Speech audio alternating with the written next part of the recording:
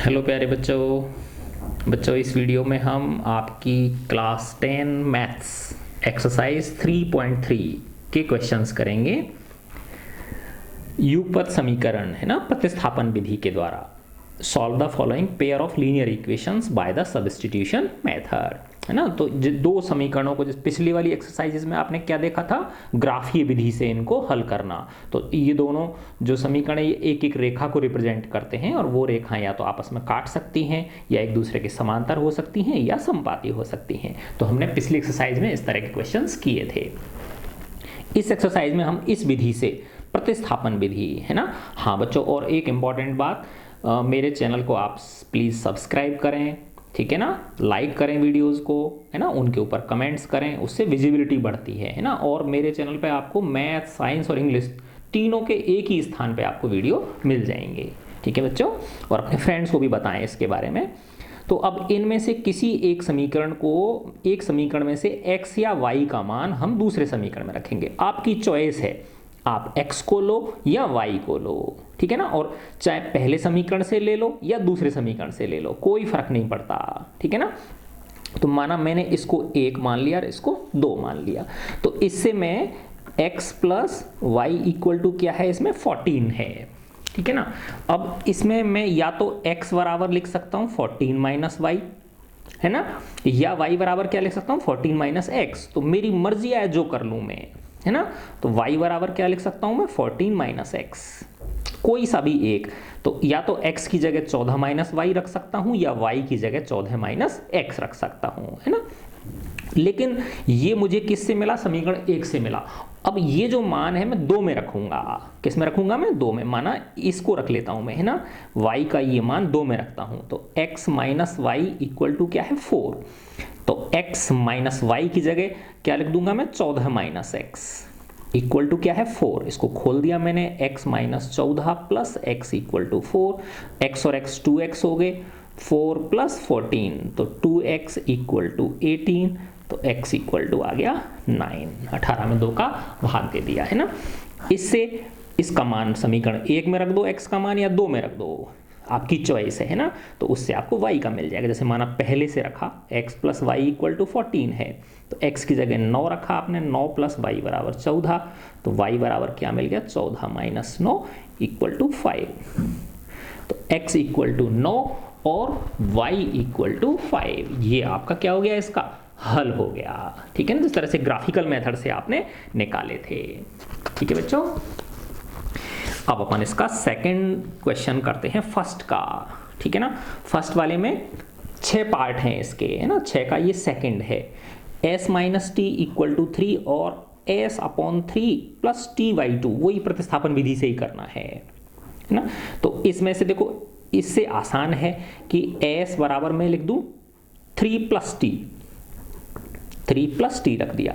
अब इस समय s बराबर 3 प्लस टी को इसको 2 में रख देता हूं मैं, है ना। तो ये क्या हो जाएगा, देखो 2 क्या है हमारा, s बटे 3 प्लस टी बटे 2 बराबर 6। तो s की जगह ये रख दूंगा मैं 3 प्लस टी अपॉन 3।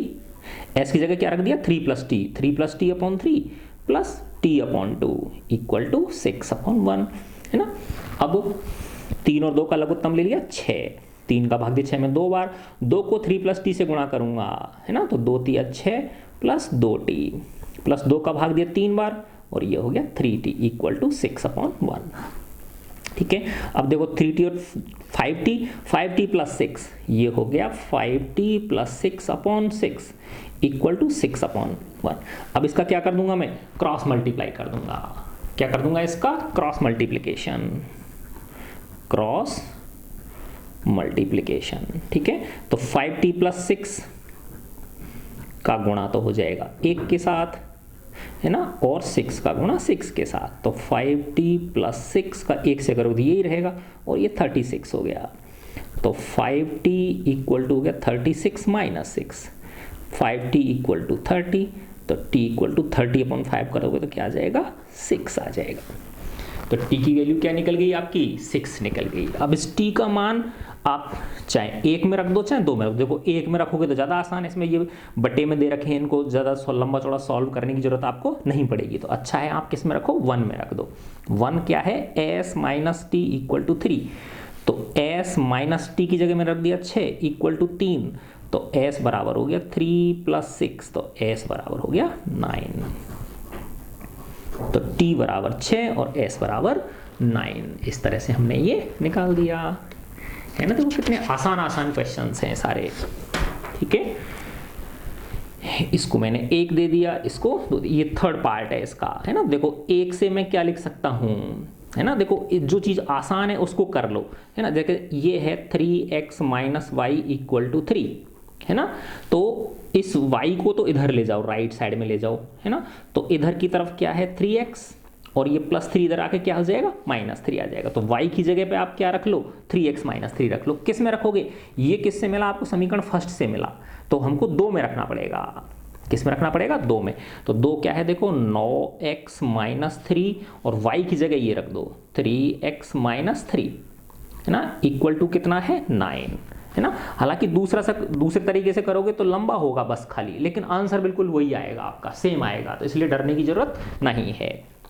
तो 9x माइनस 3x इंटू 3 क्या, तो 9x, और ये प्लस के 9 इक्वल टू 0, तो 9x से 9x कट गया, सॉरी 0 नहीं, 9 इक्वल टू 9। तो ये तो क्या है बताओ, कुछ आया ही नहीं इसके अंदर, है ना।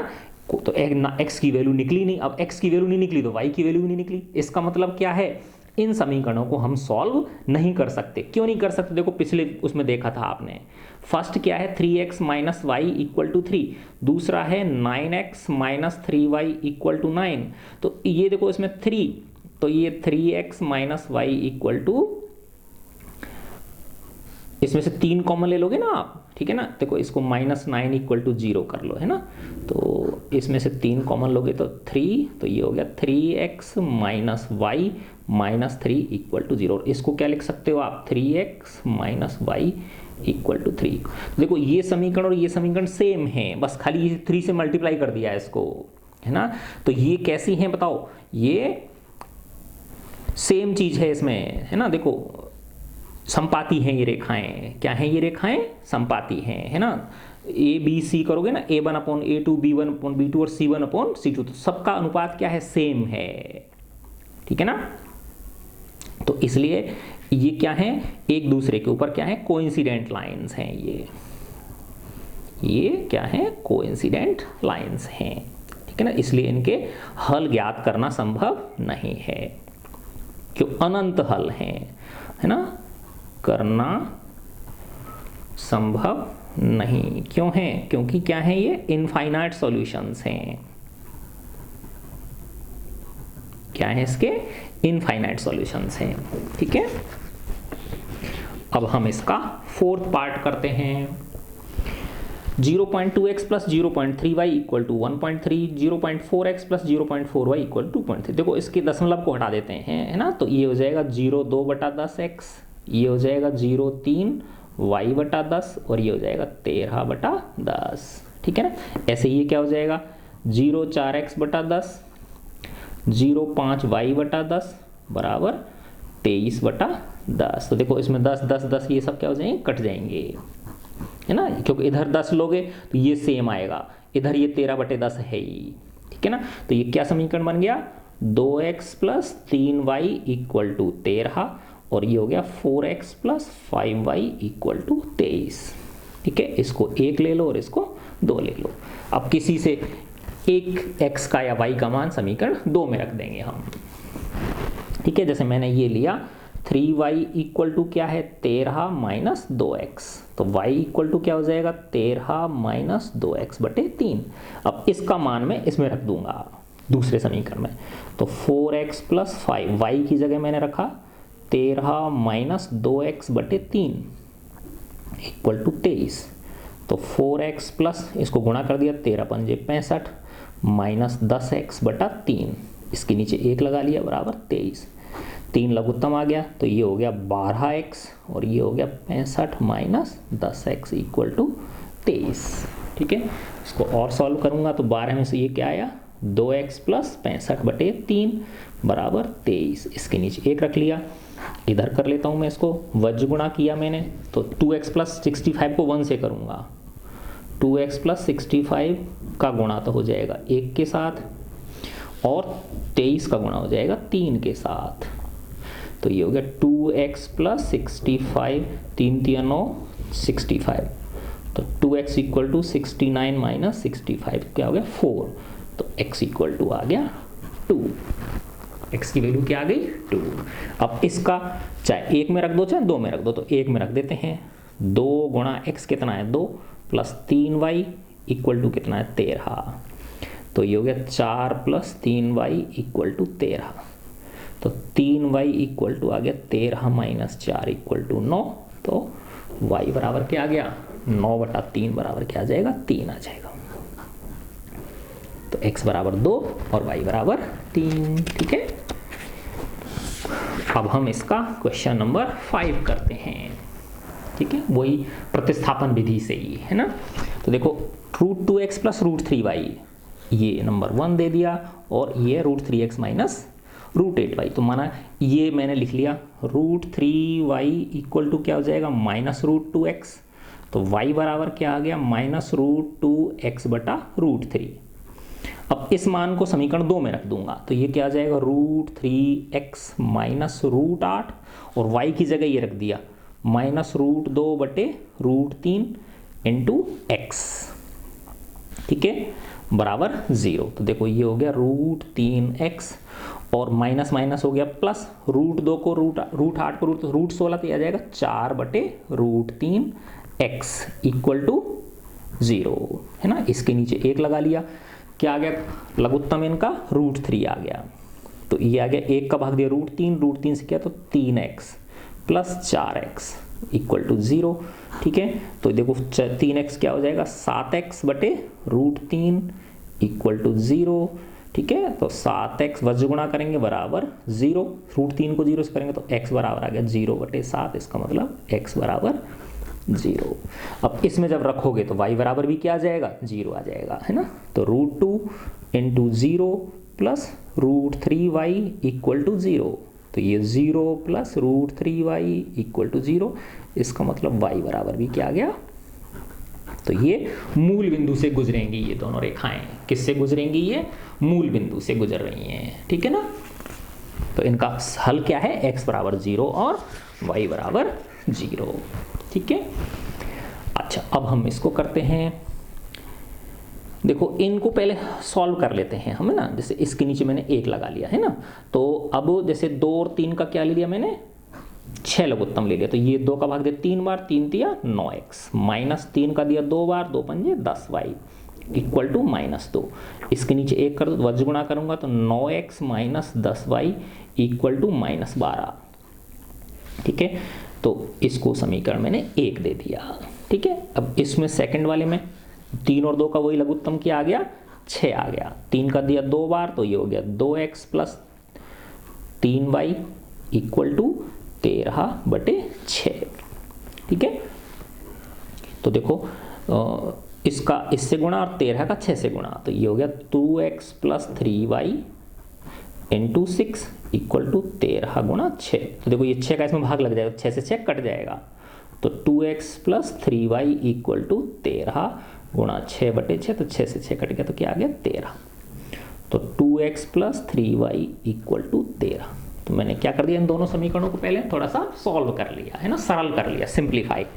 अब इसमें से किसी एक का मान इसमें रख देंगे हम है ना। जैसे इसका लिया मैंने 9x का, कोई जरूरी नहीं है मैंने अब तक y के लिए आप x क्लिक करके दिखाता हूँ आपको। देखो तो 9x बराबर क्या हो गया 10y माइनस 12, क्योंकि देखो माइनस के 10y इधर जाके प्लस के 10y हो जाएंगे और ये -12, तो x बराबर क्या हो गया 10y माइनस 12 बटे 9।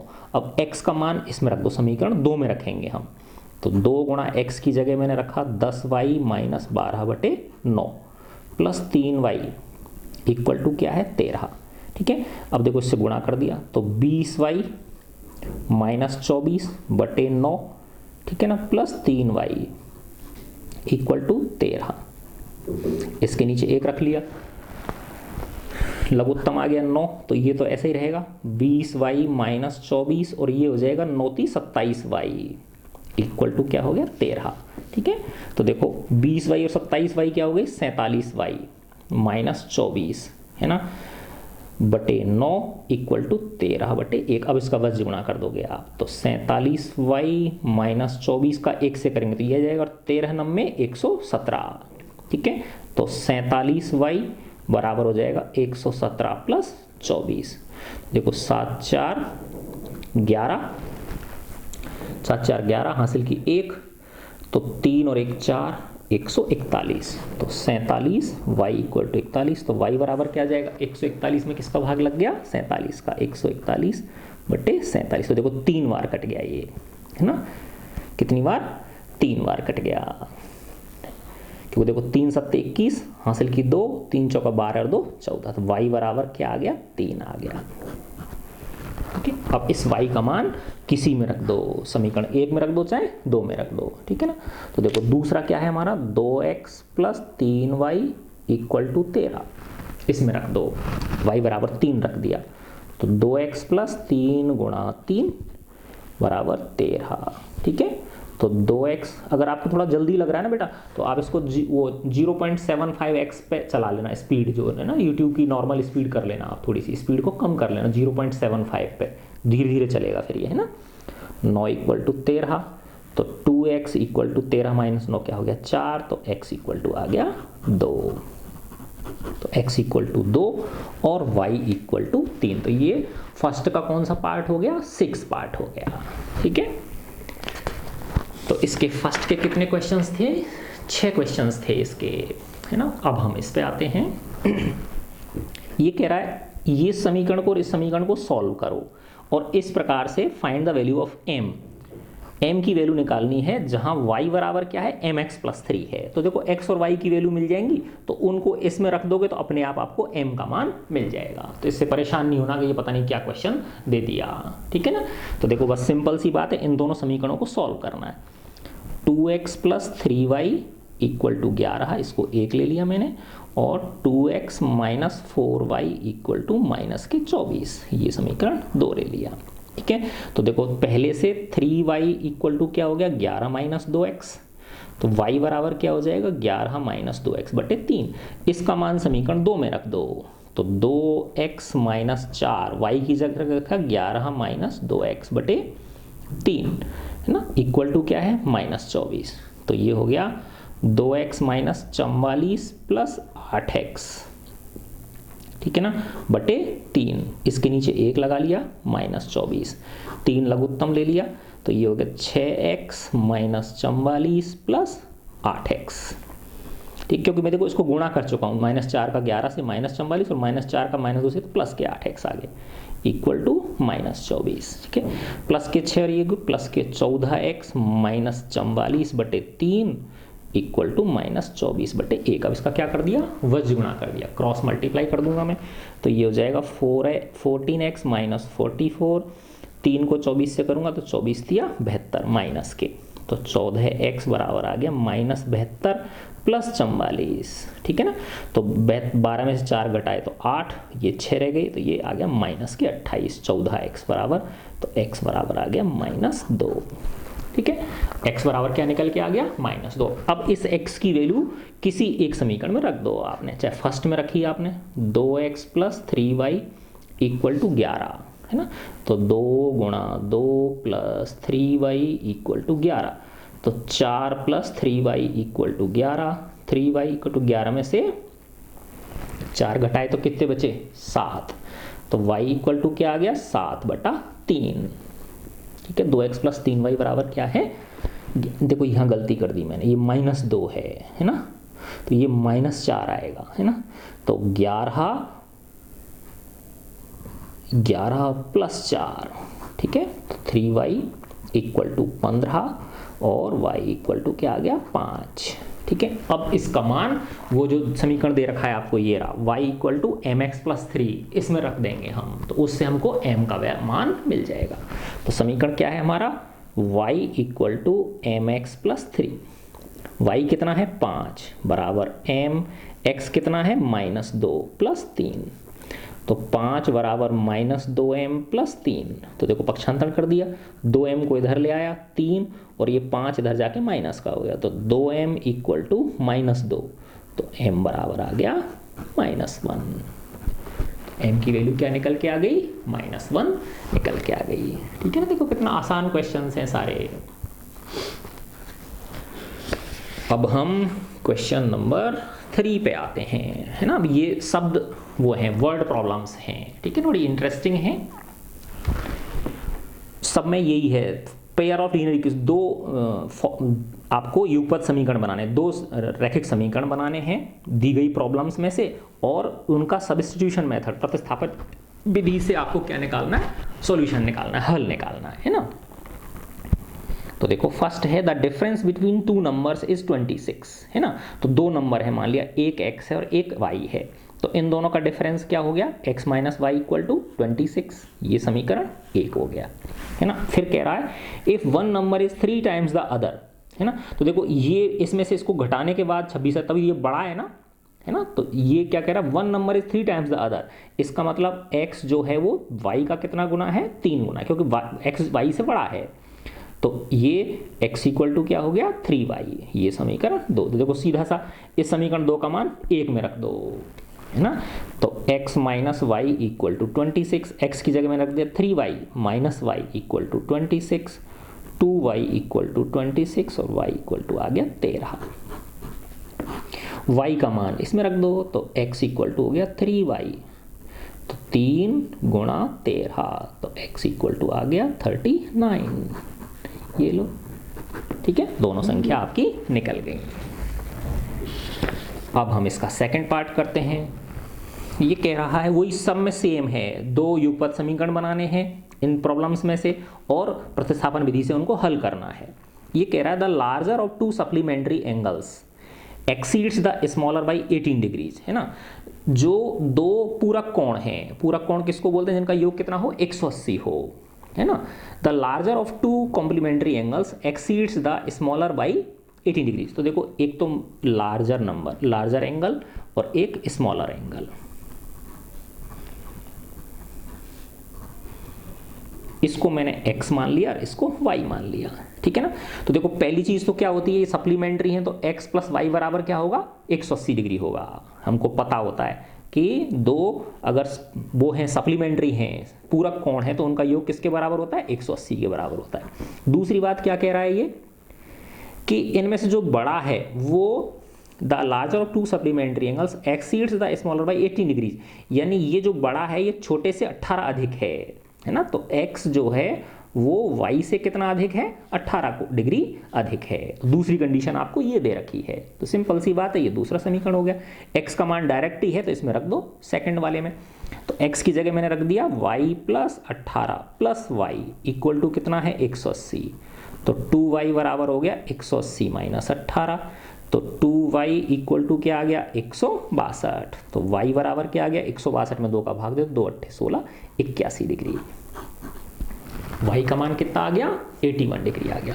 फिर इसका y का मान x में रख दो, तो x बराबर क्या आ गया? 81 प्लस 18, तो देखो 90 डिग्री, है ना। देखो कितना आसान है, ठीक है ना।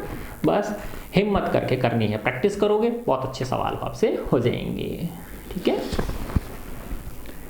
अब अपन आते हैं इसका third part. The coach of a cricket team का कोच जो है वो buys 7 bats and 6 balls for rupees 3800, वो 7 बल्ला और 6 गेंद 3800 रुपये की खरीदता है। तो देखो दो चीज़ हैं, एक तो क्या है? बैट्स हैं, और दूसरा क्या है? बॉल्स हैं, है ना। इसकी मैं मान लेता हूँ x रुपीज़ ईच कीमत, और इसकी मान लेता हूँ y रुपीज़ ईच, ठीक है। अब ये क्या कह रहा है? 7 बैट, तो 7 बैट की कितनी हो जाएगी? 7x, और 6 गेंदों की क्या हो जाएगी? 6y, तो 7x प्लस 6y, इन दोनों की कीमत कितनी है मिला के? 3800 रुपये, है ना। ये समीकरण 1 बन गया, है ना। ये इक्वेशन 1 बन गई। दूसरी में क्या कह रहा है? बाद में लेटर सी बाइज, अच्छा खरीदती है ना, वह खरीदती है, ठीक है ना, से महिला क्रिकेट की, है ना। 3 बैट्स एंड 5 बॉल्स, तो 3 बैट का मतलब हो गया 3x, और 5 बॉल्स का मतलब हो गया 5y, कितने रुपए की? 1750 रुपए की। सिंपल। अब इन find the cost of each bat and ball, तो एक प्रत्येक बॉल और बैट की कीमत आपको निकालनी है। सिंपल, बस इनमें से किसी एक का मान, अब देखो मैंने अब तक अभी 1 से लिया था, अब मैं 2 से करके दिखाता हूँ आपको। 2 से y का मान लूंगा और उसको x में इसमें रख दूंगा, फर्स्ट में रख दूंगा, है ना। तो देखो 2 से मैंने 5y इक्वल टू क्या है? 1750 माइनस 3x, तो y बराबर क्या हो गया? 1750 माइनस 3x बटे 5। ठीक है। अब इस y के मान को मैं, देखो ये निकाला किससे? मैंने 2 से निकाला है, तो अब इसको किस में रखूंगा? 1 में रखूंगा, है ना। तो एक समीकरण क्या है? 7x plus 6y equal to 3800। तो अब देखो इसमें y की जगह ये रख दूंगा, तो 7x प्लस 6 1750 माइनस 3x बटे 5 बराबर कितना है? 3800। ठीक है। तो देखो ये हो गया 7। अब इससे इसको गुणा करूंगा मैं, तो 0 6 पंजे 30 हासिल की 3 6 7 42 और 3 45 हासिल की 4 6 कम 6 और 4 10। फिर ये हो गया माइनस 18x बटे 5, इसके नीचे 1 लगा लिया, है ना। और ये हो गया 3800, है ना। देखो 5 लघुत्तम, तो ये हो गया 35x प्लस 10,500 माइनस 18x बराबर हो जाएगा 3800 को किससे गुणा कर दूं? 5 से। 3800 बटे 1, तो इससे देखो 35 में से 18 घटाओगे, है ना, तो कितने बचे? 18 और 17 35 होते हैं, तो 17x प्लस 10,500, है ना, बराबर 3800 को किससे गुणा हो जाएगा? 5 से। देखो 0 0 5 8 40 हासिल की 4 5 3 15 4 19,000 हो गए। तो 17x बराबर क्या हो जाएगा? 19,000 में से क्या घटा दो? 19,000 में से 10,500 घटा दिए, तो क्या बच गए बताओ? 8,500। इधर क्या है? 17x, तो x बराबर क्या आ जाएगा? 17 पंजे 85 500 रुपये आ गया। x किसकी कीमत थी? बैट की। ठीक है ना। तो अब इस x का मान समीकरण 1 में रख दो चाहे 2 में रख दो। ठीक है। तो जैसे मैं 2 में रख देता हूँ, 2 छोटा है ना मेरे पास, तो 3x plus 5y equal to कितना है? 1750। तो 3 गुणा 1500 प्लस 5y इक्वल टू 1750, तो ये हो गया 4500 प्लस 5y इक्वल टू 1750। 500 है बेटा, 1500 मैंने गलत लिख दिया, ये टोटली 1500 होंगे, 5 दिया 1500। तो 5y 1750 में से 1500 घटाओगे तो क्या आ गया? 250। तो y बराबर क्या आ गया? 50 आ गया। 250 में 5 का भाग दोगे तो देखो ये तो किसकी कीमत आ गई? बैट की। और ये किसकी कीमत आ गई? ईच बॉल और ईच बैट की, है ना। देखो तो कोई फर्क नहीं पड़ता, चाहे पहले से लो चाहे दूसरे से लो आप। ठीक है, बस तरीका आपका सही होना चाहिए। ठीक है। अब हम आते हैं अगले क्वेश्चन पे। अगला क्वेश्चन है हमारा,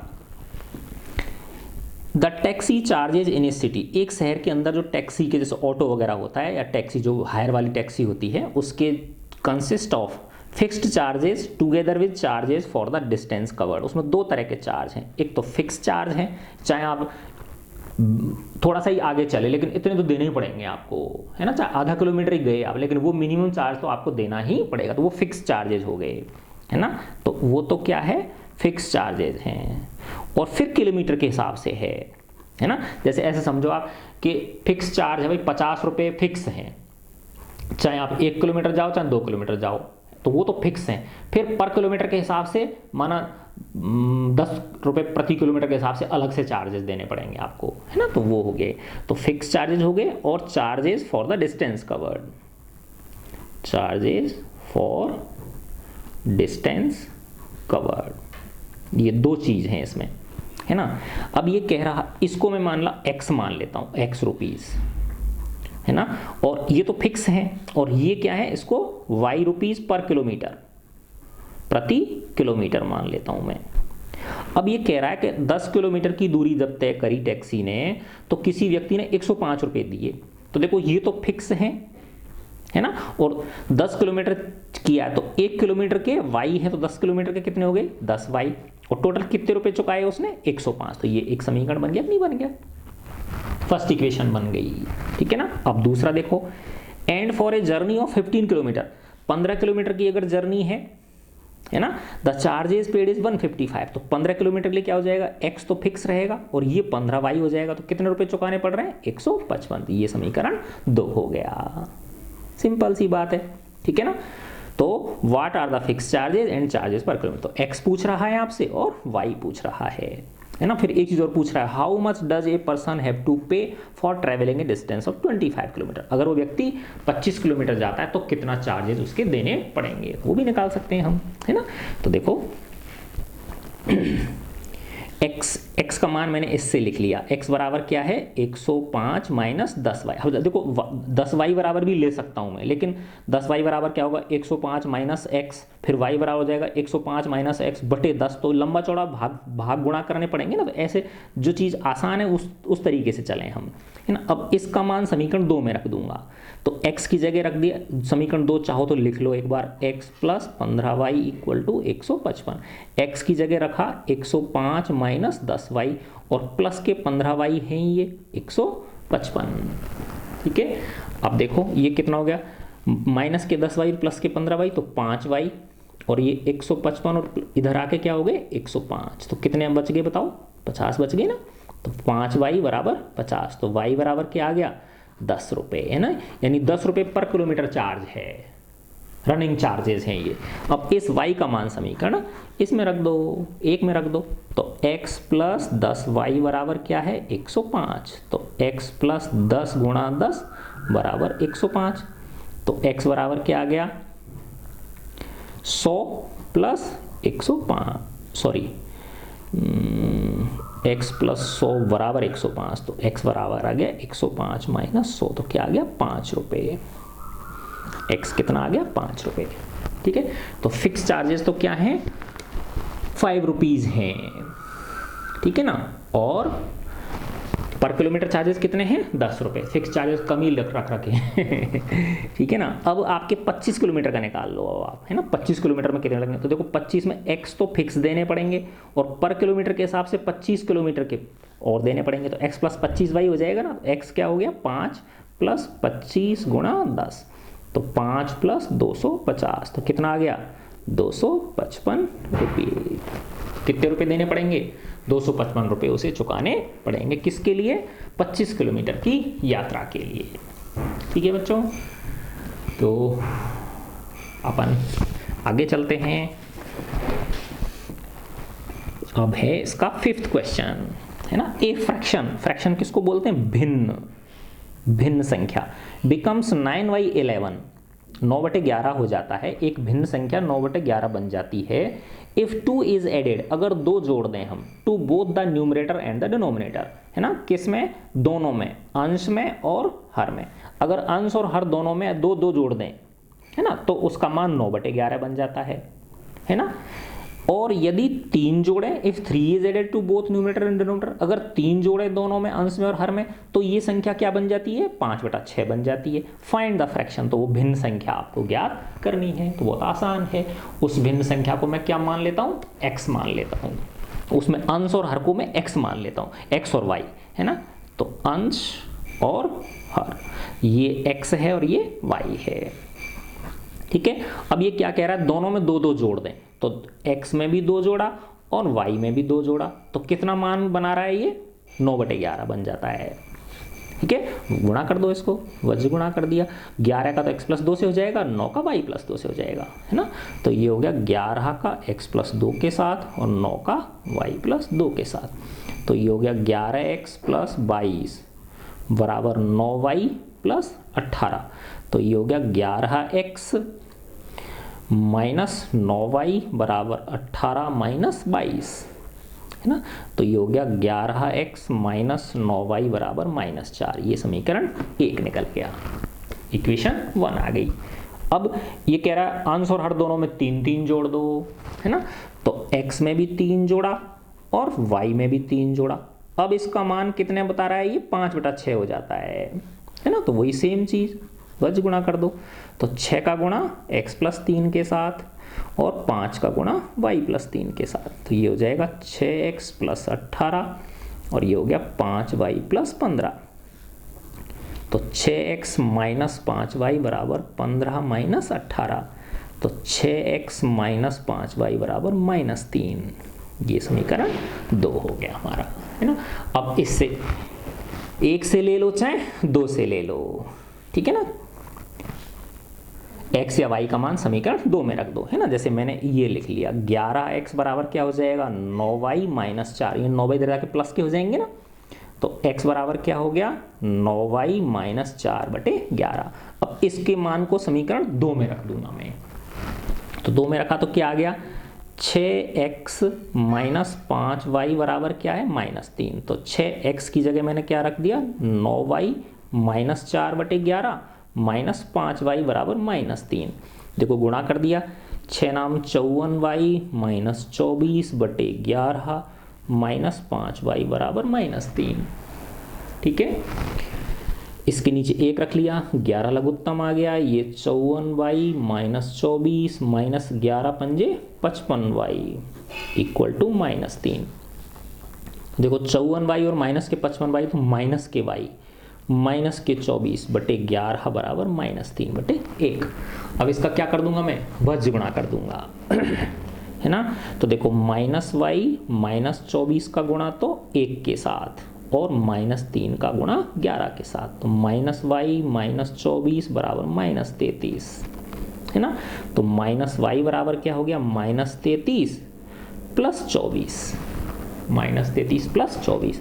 तो देखो -y बराबर हो गया 13 में से 4 घटाए तो 9, माइनस के 9, तो y बराबर क्या आ गया 9 आ गया, ठीक है ना। अब इस y का मान किस में रख दो समीकरण 1 में रख दो या 2 में रख दो, ठीक है ना।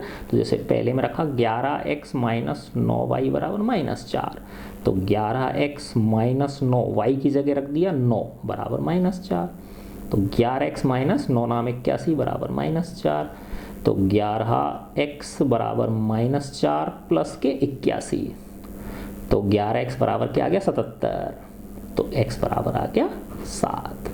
तो वो भिन्न क्या हो गई बताओ, वो भिन्न संख्या x बटे y है ना, ठीक है। तो फ्रैक्शन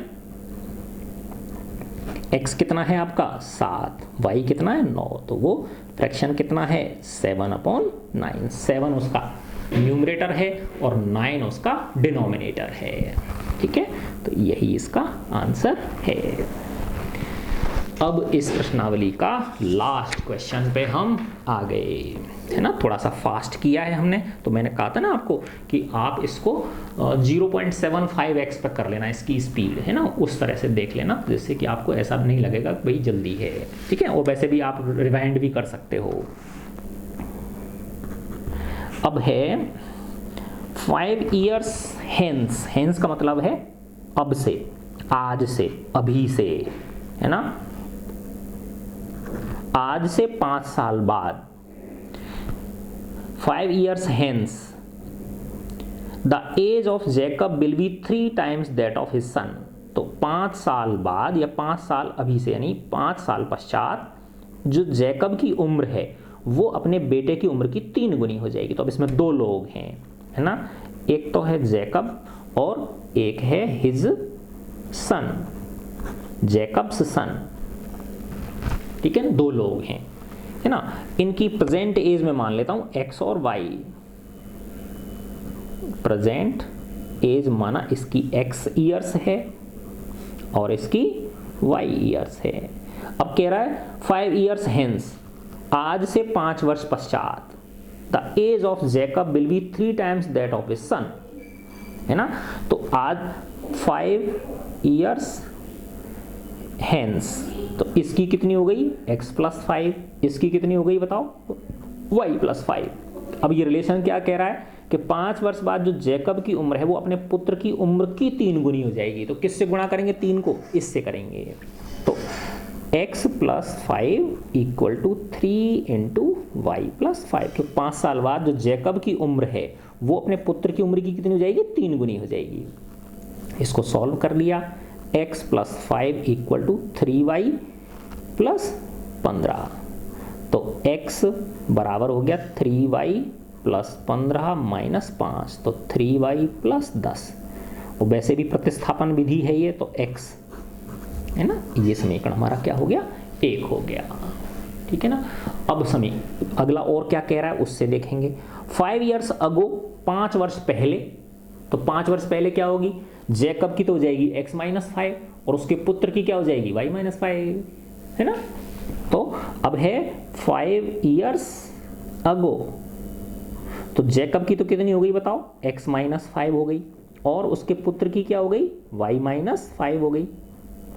अब ये कह क्या रहा है, 5 years ago Jacob's age was 7 times that of his son. इसकी जो उम्र थी ये अपने पुत्र की उम्र की कितनी थी, 7 गुनी थी, यानी x-5 equal to 7 into y-5। ये रिलेशन दे रखा है हमको। What are their present ages, उनकी वर्तमान उम्र क्या है, ये पूछ रहा है आपसे, ठीक है ना। तो इसको सॉल्व कर लिया मैंने, तो x-5 ये हो गया 7y माइनस 35, ठीक है। तो ये क्या हो गया, या देखो तुमको कंफ्यूजन हो जाएगा, x minus 3y equal to 10, इसको 1 ले लो आप, और ये हो जाएगा x माइनस 7y और माइनस के 35 और प्लस के 5, तो x माइनस 7y बराबर माइनस के 30। ये समीकरण 2 हो गया। देखो अब वापस से इससे x का मान क्या लिख लूँगा मैं, 3y प्लस 10 एक 3 बार आ गया, है ना। अब इस x का मान समीकरण 2 में रख दूंगा, है ना। तो x माइनस 7y बराबर क्या है, माइनस 30, तो x की जगह में रख दिया 3y plus 10 minus 7y equal to minus 30। तो देखो 3y और माइनस 7y क्या हो गई, माइनस के 4y plus 10 equal to minus 30, ठीक है। तो ये हो गया माइनस के 4y माइनस 30 और माइनस 10 क्या हो जाएगा, माइनस 40। तो y बराबर हो जाएगा माइनस माइनस का भाग दोगे तो प्लस, और 10 में 40 में 4 का भाग दिया तो क्या आ गया, 10 आ गया, है ना। तो ये y किसकी उम्र है, उसके बेटे की उम्र है। अब इसका x में रख दो समीकरण में, तो x क्या है आपका 3y प्लस 10, तो x इक्वल टू हो गया 3 इंटू 10 प्लस 10, तो x इक्वल टू हो गया 30 प्लस 10, तो x इक्वल टू 40 ईयर्स, है ना। तो देखो जैकब की उम्र तो कितनी है, 40 है वर्तमान उम्र, है ना, और उसके पुत्र की वर्तमान उम्र कितनी है, 10 वर्ष है। तो देखो दोनों रिलेशन इसमें वो हो रहे हैं, सेटिस्फाई हो रहे हैं। कैसे, 5 years hence, 5 वर्ष बाद, तो देखो इसकी 5 वर्ष बाद 45 हो जाएगी और इसकी 5 वर्ष बाद कितनी जाएगी, 15 हो जाएगी। तो देखो है ना 3 गुनी, 15 तिया 45, तो ये कह रहा है ना 3 times ऑफ हिज सन। और 5 वर्ष पहले निकालो अब आप, तो इसकी 5 वर्ष पहले कितनी थी, 35 होगी, 40 में से 5 घटाओगे तो, और इसकी 5 वर्ष बाद क्या होगी बताओ, 10 में से 5 घटाओगे तो 5 हो जाएगी। तो ये 35 और ये 5 तो कितने का रिलेशन है, 7 का रिलेशन है, 7 गुनी हो गई ना, 5 सत्ते 35। तो दोनों कंडीशंस आपकी वेरीफाई हो रही हैं। तो बहुत ही आसान प्रश्न होते हैं बेटा ये, है ना। बस लॉजिक आपका सही होना चाहिए, तरीका सही होना चाहिए, है ना, डरना नहीं है, बस हिम्मत करके करना है। और सबसे बड़ी बात कि एक दूसरे की हेल्प करनी है आपको, ठीक है ना। अपने फ्रेंड्स को पूछो, उनको बताओ, ठीक है ना, उससे आप सबका जो है ना कॉन्सेप्ट क्या होंगे, मजबूत होंगे, ना, ठीक है बच्चों। और अगेन अगर आपको मेरे वीडियोस समझ आते हैं, अच्छे लगते हैं, तो आप लाइक कीजिए, हमारे चैनल को सब्सक्राइब कीजिए, क्योंकि आपको मैथ्स, इंग्लिश, है ना, और साइंस तीनों एक ही मैं अकेले जो है ना मेरे चैनल पे मिल जाएंगे आपको, ठीक है ना। और आप हमारे कमेंट करके बताइए, जिससे कि इसकी और रीच बढ़ेगी, इससे और बच्चों तक भी पहुंचेगा, ठीक है ना। खुश रहो बच्चों, गॉड ब्लेस यू ऑल।